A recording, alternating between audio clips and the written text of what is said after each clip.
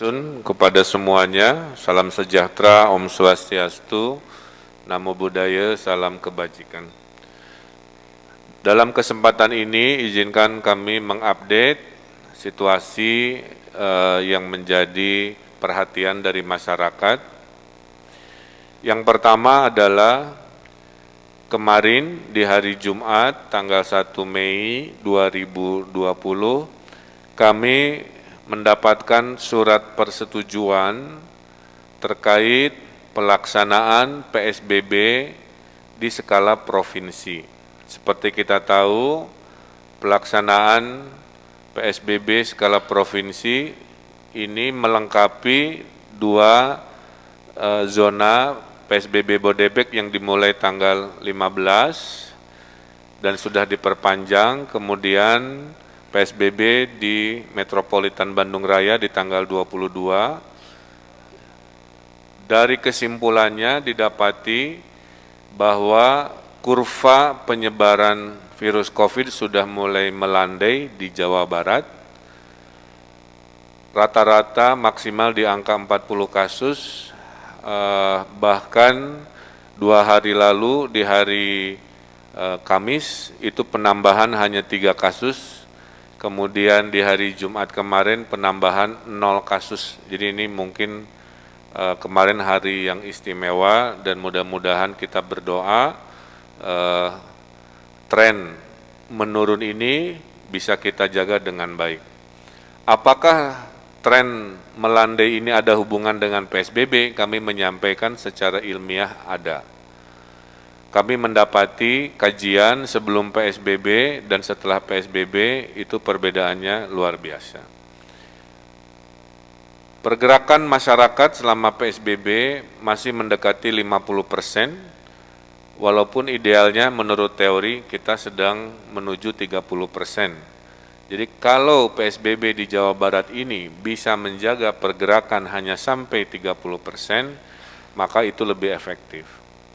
Nah, oleh karena itu, dari hasil kajian, ternyata Bodebek dan Bandung Raya yang sebelum PSBB, kecepatan persebaran virusnya adalah tinggi, sekarang menjadi sedang.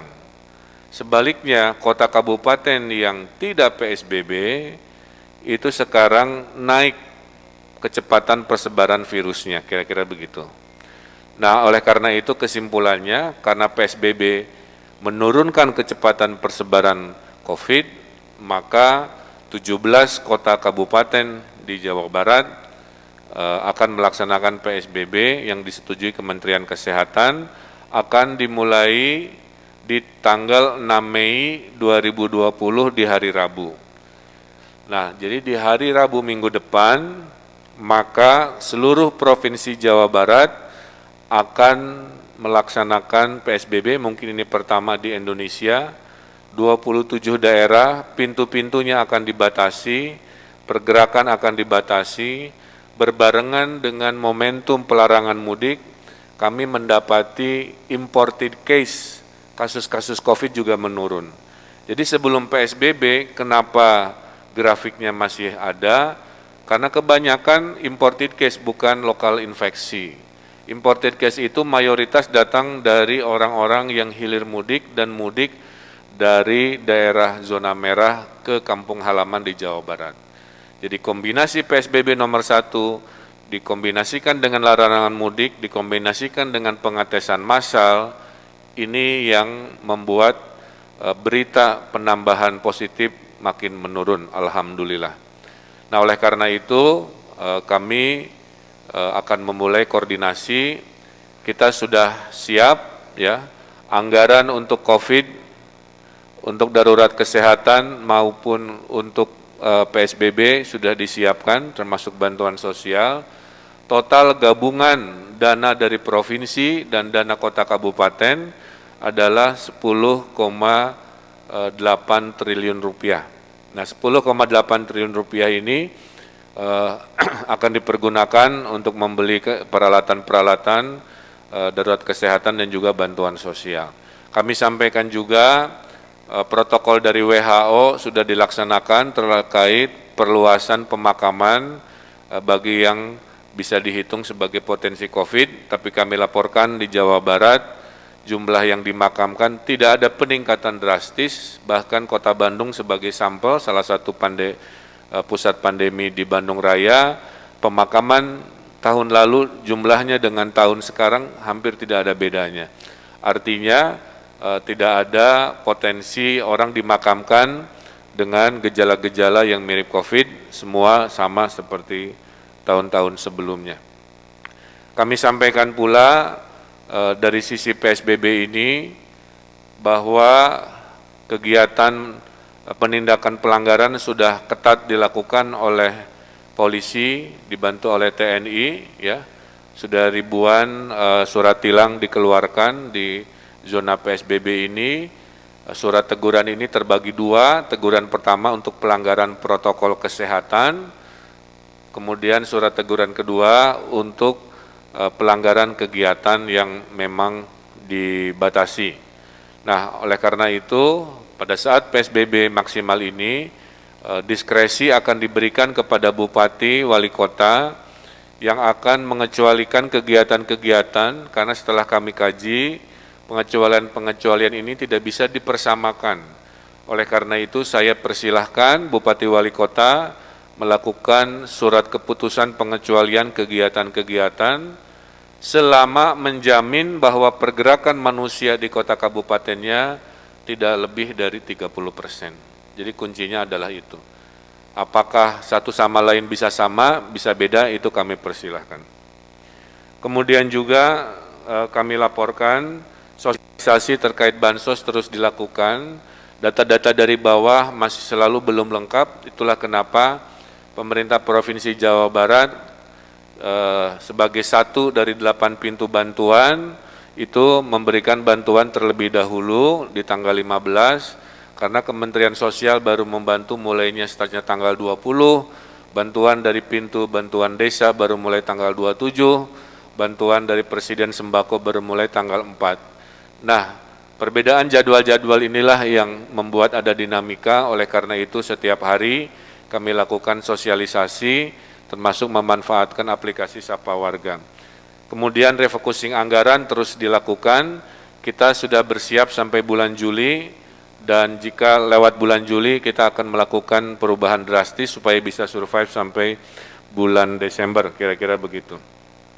Kemudian ada 60.000 warga Jawa Barat yang di PHK sampai hari ini kita akan salurkan melalui kartu prakerja sesuai dengan kebutuhan. Ada jatah untuk Jawa Barat sekitar 900.000 kartu prakerja yang selain pelatihan ada dana tunai 600.000 kali 3, hanya seperti yang saya sampaikan prosedurnya tidak kami kelola, itu dilaksanakan langsung oleh pemerintah pusat melalui Kementerian Tenaga Kerja. Kemudian juga di bulan Ramadan ini kami menghimbau sekali lagi dengan melandainya positif COVID karena larangan mudik, kami mohon kekuatan dan keikhlasan para pemudik untuk menahan diri agar tidak melaksanakan mudik karena hasil surveinya mayoritas di daerah yang non PSBB itu kasus positif datang dari pemudik. Kemudian juga proses-proses pangan, ada arahan dari Presiden agar kita menyiapkan darurat pangan, melakukan pengkondisian dan perhitungan. Kami sudah melakukan rapat berkali-kali untuk memastikan kesediaan pangan. Dan berita baiknya bahwa Jawa Barat surplus dari produksi beras, ya. Jadi beras Jawa Barat ini selain mencukupi untuk Provinsi Jawa Barat, juga mungkin akan membantu menjadi lumbung padi nasional sampai akhir tahun. Karena kita tahu impor-impor khususnya beras pasti akan berkurang karena negara-negara pengekspor beras menahan diri. Mudah-mudahan surplus panen beras Jawa Barat ini bisa menjadi hadiah dan menjadi stok pengaman untuk pangan nasional, kira-kira begitu. Kemudian kesiapan PSBB kembali sudah kami lakukan video conference bersama Wali Kota Bupati, 100% semua siap. Kami berwaktu sampai hari Selasa untuk melakukan sosialisasi sebelum hari Rabu dini hari tanggal 6 Mei itu dilaksanakan. Kemudian juga alat rapid test sudah lebih dari 100.000 kita tes ya, dan dari 2.000 yang reaktif ternyata hanya 10%-an secara swab yang terindikasi positif. Jadi memang RDT ini akurasinya tidak setinggi PCR, terbukti dari 2.000-an yang reaktif hanya 10% yang positif.